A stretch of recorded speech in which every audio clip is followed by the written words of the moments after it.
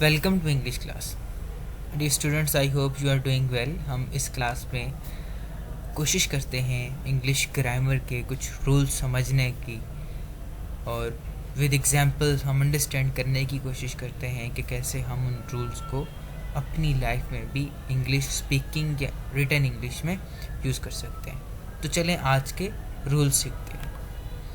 सबसे पहले हम आज सीखेंगे प्रेफर के बारे में एंड वुड रैदर के बारे में। इनमें क्या फ़र्क है, इनको हम कैसे यूज़ करते हैं और इससे हम क्या मीनिंग लेते हैं। जब कभी भी हम प्रेफर टू डू या प्रेफर डूइंग यूज़ करते हैं, यानी प्रेफर के बाद टू का इस्तेमाल करते हैं और उसके बाद हम इन्फिनेटिव लाते हैं, यानी किसी भी वर्ब की बेसिक फॉर्म लाते हैं, या प्रेफर के बाद हम वर्ब लाते हैं आईएनजी फॉर्म वाला verb. You can use prefer to do और प्रेफर डूइंग, यानी प्रेफर के बाद आप आईएनजी वाला वर्ब लाते हैं to say what you prefer in general.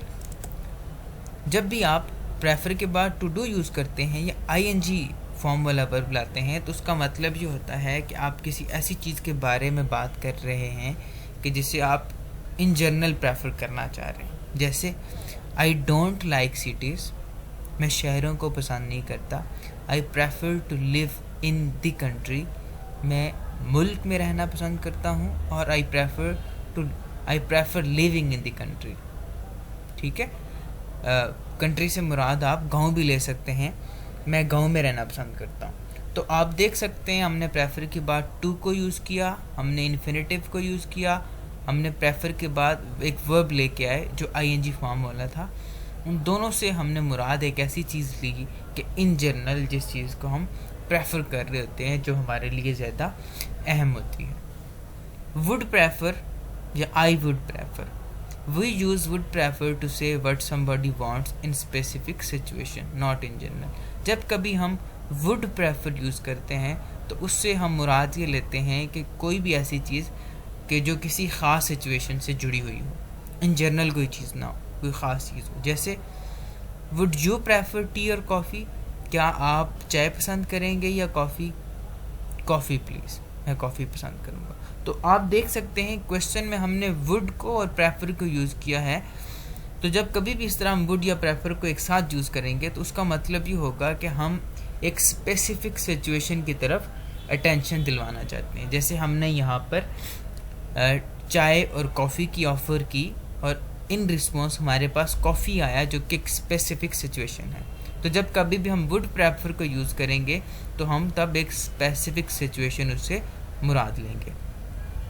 We से I would rather you did something nor I would rather you do, for example. यानी जब कभी भी हम कहते हैं आई के बाद वुड, फिर रैदर हम यूज़ करते हैं और रैदर के बाद हम समबॉडी यानी किसी का नाम लेते हैं, किसी पर्सन का नाम ले लेंगे, कोई प्रोनाउन ले लेंगे, जैसे हमने यहाँ पर यू यूज़ किया। और उसके बाद अगर हम डिड सेकंड फॉर्म इस्तेमाल करते हैं और फिर हम किसी चीज़ के बारे में बात करते हैं, इससे हम क्या मुराद लेते हैं, या जब कभी भी हम ये स्ट्रक्चर यूज़ करते हैं तो इससे हम कैसे सेंटेंस बनाएंगे हम देखते हैं।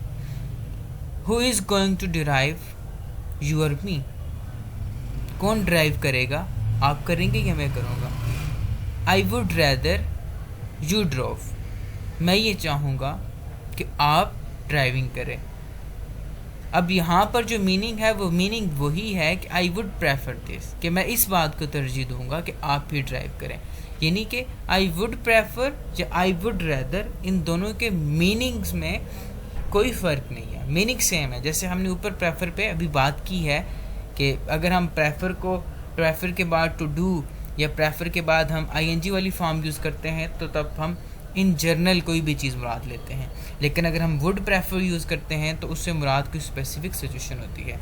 तो यहाँ पर हम ये सीख रहे हैं कि कभी कभी हम इसको इस स्ट्रक्चर में भी यूज़ करते हैं, यानी कि आई के बाद हम वुड यूज़ करेंगे, वुड के बाद हम प्रेफर के बजाय हम रैदर यूज़ कर लेंगे और बाकी कंडीशन उसी तरह आगे इस्तेमाल हम करेंगे, लेकिन मीनिंग में कोई फ़र्क नहीं आएगा।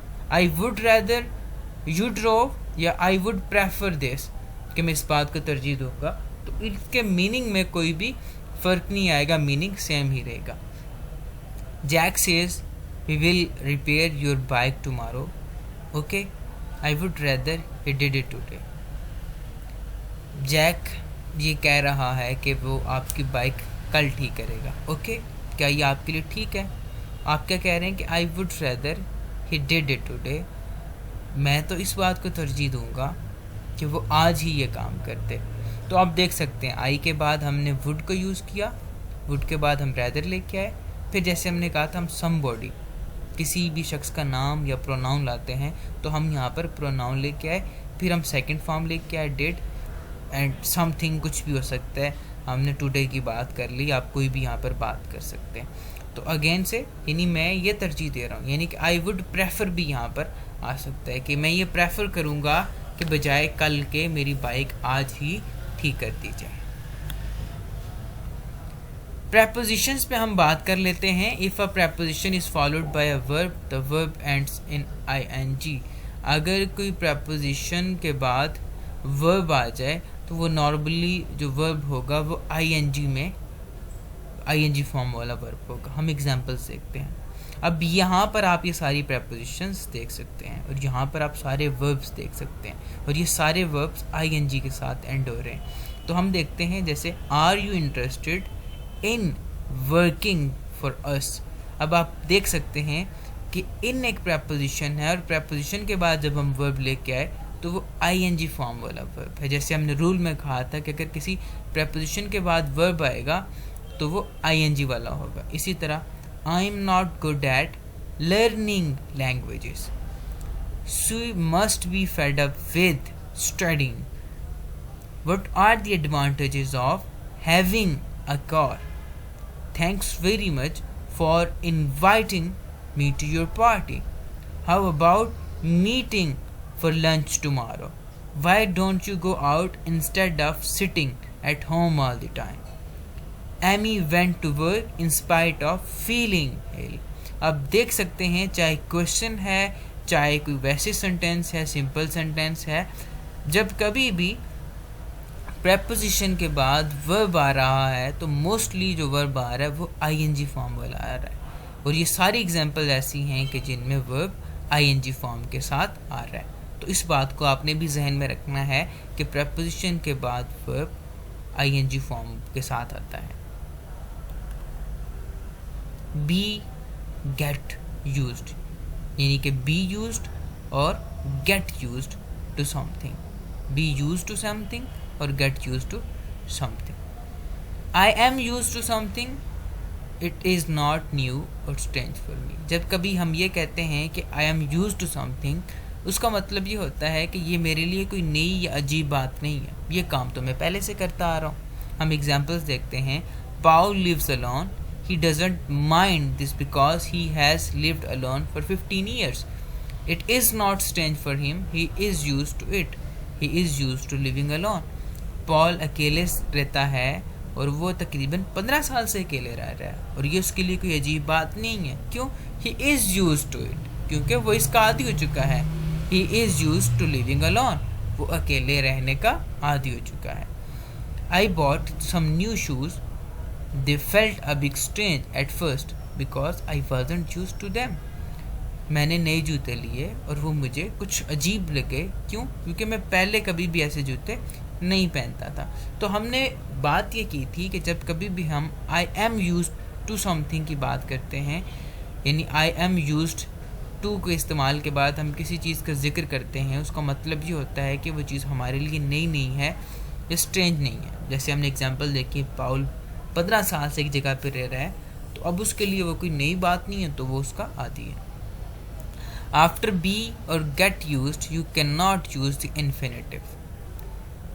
बी और गेट के बाद आप इन्फिनेटिव का इस्तेमाल नहीं कर सकते। जैसे she is used to driving on the left. अब यहाँ पर आप देख सकते हैं कि she is used to driving on the left, not she is used to driving. आप एग्जाम्पल में देख सकते हैं जब हमने यूज्ड टू का इस्तेमाल किया है तो उसके बाद हम इन्फिनेटिव नहीं लेके आए, ठीक है। और जब कभी भी आप यूज टू के बाद वर्ब लाएंगे तो वो इन्फिनेटिव कभी भी नहीं आएगा। और इन्फिनेटिव मैंने आपको बताया था वो वर्ब की बेसिक फॉर्म को कहते हैं। Do not confuse I am use to doing and I use to do. कभी भी I am use to doing और आई यूज टू डू को आपस में कंफ्यूज ना करें। हम मीनिंग देख लेते हैं ताकि आपको मज़ीद समझ आ जाए। जब कभी भी हम कहेंगे I am used to doing something, इसका मतलब ये होगा इट इज़न्ट स्ट्रेंज और न्यू फॉर मी, यानी ये मेरे लिए नई नहीं है, जैसे हम ऊपर भी बात कर चुके हैं। यानी I am used to do something, I am used to doing something, इसका मतलब ये है कि वो कोई ऐसी चीज़ है जो पहले भी हम कर रहे हैं। जैसे I am used to the weather in this country, मैं इस गांव के मौसम से, इस मौसम का पहले ही से आती हूँ, यानी मैं एक लॉन्ग टाइम से यहाँ पर रह रहा हूँ, तो मेरे लिए मसला नहीं है। लेकिन जब हम ये कहेंगे I used to do something, इसका मतलब ये होगा I did it regularly in the past but no longer do it. You can use this only for the past not for the present. जब आपने ये कहा कि I used to do something, उसका मतलब ये है कि this is something that I use to do in the past. मैं माजी में ये काम किया करता था, लेकिन अब मैं ये काम नहीं कर रहा। तो ये आप पास्ट की बात कर रहे हैं। ये ऐसा काम था जो आप पास्ट में करते थे, लेकिन अब आप वो काम नहीं करते। The structure is I used to do not I am used to do. आप आई यूज्ड यूज़ करेंगे, बीच में एम हेल्पिंग वर्ब नहीं लाएंगे। जैसे I use to drive to work every day but these days I usually go by bike. मैं पहले जब काम पे जाता था तो मैं ड्राइव करके जाता था, गाड़ी पे जाता था, बट अब मैं बाइक पे जाता हूँ। तो ये ऐसा काम है जो आप पहले करते थे, अब आप नहीं कर रहे। अगर कभी सेंटेंस में वर्ब आ जाए, उसके बाद प्रपोजिशन आ जाए और फिर आईएनजी वाली फॉर्म आ जाए, इससे क्या मीनिंग बनेगा आइए देखते हैं। Many verbs have the structure. ज़्यादातर जो वर्ब्स होते हैं उनका स्ट्रक्चर यही होता है कि सबसे पहले वर्ब आएगा, फिर प्रपोजिशन आएगी जैसे इन, फॉर, अबाउट, और फिर हम ऑब्जेक्ट को लेके आते हैं। एग्जाम्पल्स हम देख लेते हैं। We talked about the problem. अब आप देख सकते हैं वी सब्जेक्ट है, टॉक्ड एक वर्ब है, अबाउट एक प्रपोजिशन है, द प्रॉब्लम एक ऑब्जेक्ट है। तो हम सब्जेक्ट, वर्ब और ऑब्जेक्ट के दरमियान में एक प्रपोजिशन लेके आ रहे हैं, और प्रपोजिशन हमेशा वर्ब के बाद आती है और ऑब्जेक्ट से पहले आती है। If the object is another verb it ends in ING. अगर ऑब्जेक्ट कोई वर्ब होगा तो फिर वो आईएनजी के साथ होगा। जैसे we talked about going to South America. अब आप देख सकते हैं वी सब्जेक्ट है, टॉक्ड एक वर्ब है, अबाउट प्रपोजिशन है। अब गोइंग, अगर हम गोइंग को सिंपली देखें तो ये एक वर्ब बनता है, लेकिन एक ऑब्जेक्ट के लिए वर्ब नॉर्मल फॉर्म में नहीं चल सकता, सिर्फ आईएनजी फॉर्म में वो वर्ब ऑब्जेक्ट बन सकता है। या नॉर्मली जब हम ऑब्जेक्ट देखते हैं तो वो ऑब्जेक्ट नाउन होता है, वर्ब नहीं होता, लेकिन चूंकि ये आईएनजी फॉर्म के साथ हम इसको यहाँ पर ऑब्जेक्ट ला सकते हैं, तो इसलिए यहाँ पर ये आईएनजी फॉर्म के साथ है, टू साउथ अमेरिका। हमारा रूल भी यही था, अगर ऑब्जेक्ट कोई वर्ब होगा तो वो आईएनजी फॉर्म के साथ होगा। एक्सप्रेशंस के बाद आईएनजी अगर आ जाए तो उससे क्या मतलब होगा, आइए देख लेते हैं। When these expressions are followed by a verb, the verb ends in ing। जब इन एक्सप्रेशंस के बाद वर्ब आएगा तो वो ing वाला वर्ब होगा, कोई फर्स्ट फॉर्म, सेकंड फॉर्म या थर्ड फॉर्म वाला वर्ब नहीं होगा। It is no use, it is not good. पहला एक्सप्रेशन ये है, it is no use, it is not good. तो इसके बाद जो वर्ब आएगा वो आईएनजी फॉर्म वाला होगा। हम एग्जांपल देखते हैं। There is nothing you can do about the situation. आप इस हालत या इन मामलात के बारे में कुछ भी नहीं कर सकते। So it's no use worrying about it. तो फिर इसके बारे में फ़िक्रमंद होने की भी कोई ज़रूरत नहीं है। तो आप देख सकते हैं इट इज़ नो यूज़, जैसे हमने कहा था इट इज़ नो यूज़, अब जो वर्ब हम ला रहे हैं वो वरिंग है, आईएनजी वाला वर्ब है।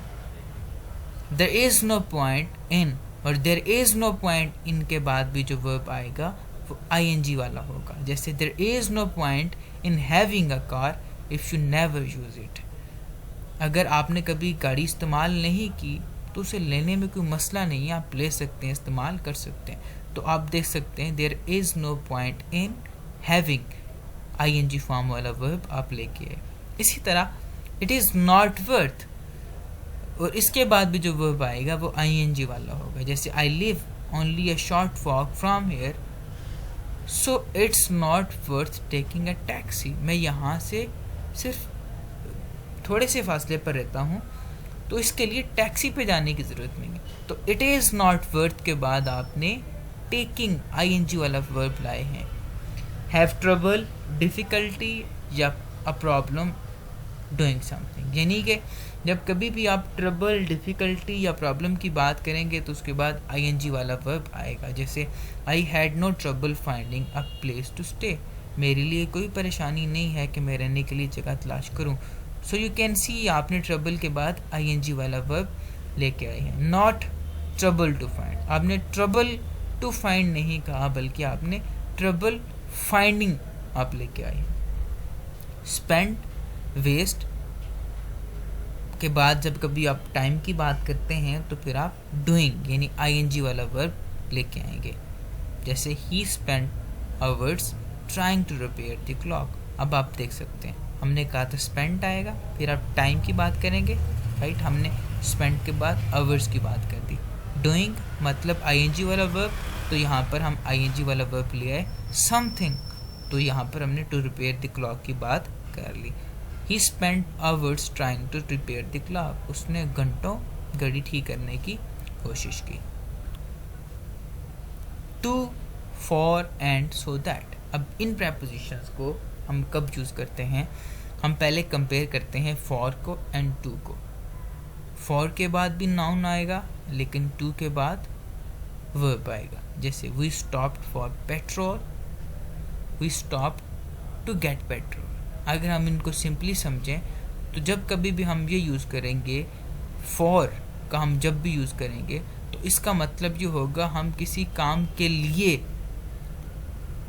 इंतज़ार कर रहे हैं, यानी कोई काम होना है या कोई बंदा वो काम करेगा। लेकिन जब आप ये बोलते हैं we stop to get petrol, तो इसका मतलब ये है कि हमने कोई काम करना है, समथिंग जिसका आप अपने तरफ रेफ़र कर रहे हैं। लेकिन सिंपली आप कैसे इसको पहचानेंगे, वो तरीक़ाकार यही है, फॉर के बाद हमेशा नाउन आएगा और टू के बाद वर्ब आएगा।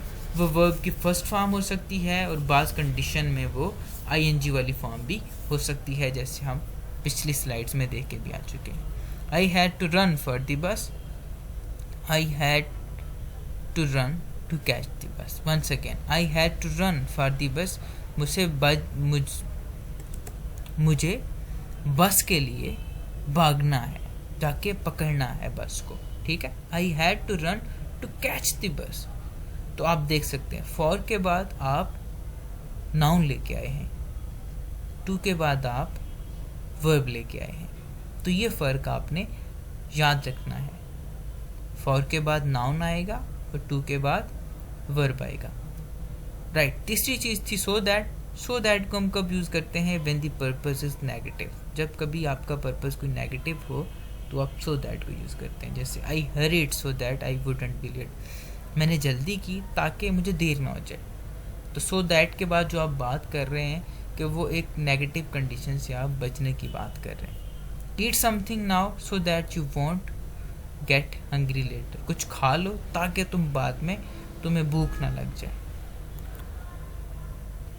आईएनजी क्लॉजेस, कुछ मज़ीद रूल्स हैं ग्रामर्स के, हम उनको देख लेते हैं। When two things happen at the same time you can use an ING clause. जब दो चीज़ें एक साथ हो रही हों तो आप आईएनजी क्लॉज भी यूज़ कर सकते हैं। Cat is in the kitchen making coffee. दो चीज़ें कैसे हैं? Cat is in the kitchen number one and she is making the coffee the second one. तो जो सेकंड वन थी आप उसको आईएनजी फॉर्म के साथ ले आए हैं, यानी she is in the kitchen and she is making coffee. A man ran out of the house shouting, like a man is running out from his house और साथ वो शाउटिंग भी कर रहा है। तो दो चीज़ें जब इकट्ठी आ गई, दो काम आपने एक साथ बता दिए, एक साथ हो रहे हैं, तो आप सेकंड को ing फॉर्म के साथ भी जिक्र कर सकते हैं. We also use ing when one action happens during another action. We use ing for the longer action. हम ing फॉर्म तब भी लाते हैं जब एक एक्शन किसी दूसरी एक्शन के दरमियान में हो रहा. जैसे जॉय हर्ट हिज नी प्लेइंग फुटबॉल. जॉय के घुटने में तकलीफ होगी फुटबॉल खेलते हुए. Like he is playing the football, और फुटबॉल खेलने के दौरान ही उसको एक मसले का सामना करना पड़ गया. Did you cut your self shaving. क्या तुमने शेव करते हुए अपने आप को कट लगा दिया. अब आप शेव कर रहे हैं इज़ वन थिंग, और उसी के दरमियान कट का लग जाना इज़ द सेकेंड थिंग. तो जब आप एक काम में ही दूसरे काम की बात करेंगे तो आप ing फॉर्म को यूज़ करते हैं. You can also use ing after while और व्हेन. आप वाइल और व्हेन के बाद भी ing फॉर्म ला सकते हैं. जैसे जॉय हर्ट हिज नी वाइल प्लेइंग फुटबॉल, जैसे ये एग्जांपल हम ऊपर देख चुके हैं. Be careful when crossing the road. अब देख सकते हैं वाइल और व्हेन के बाद हम ing वाली एग्जांपल्स लेके आए हैं. When one action happens before another action, और we use having done for the first action. जब एक काम हो जाता है दूसरे काम से पहले तो हम उसके लिए ing वाली फॉर्म यूज़ करते हैं, और फिर हम उसके बाद थर्ड फॉर्म लेके आते हैं. हम एग्जांपल्स देखते हैं. Having found a hotel we looked for somewhere to have dinner. यानी होटल आपने पहले ढूंढ लिया है और अब आप खाने की तलाश में. तो एक काम पहले हो गया है, अब आप दूसरे काम की तरफ जाने लगे. तो पहले काम के लिए आपने हैविंग के बाद थर्ड फॉर्म यूज़ की. Having finished her work she went home. अपना काम ख़त्म करने के बाद वो घर चली गई. यानी पहले उसने काम ख़त्म किया और फिर वो घर चली गई. तो ये अगेन से कुछ ऐसे रूल्स थे जिनकी मदद से हमने ing कब और कहाँ यूज़ होगा डिफरेंट सिचुएशंस को हमने देखा. Thank you so much for today's class.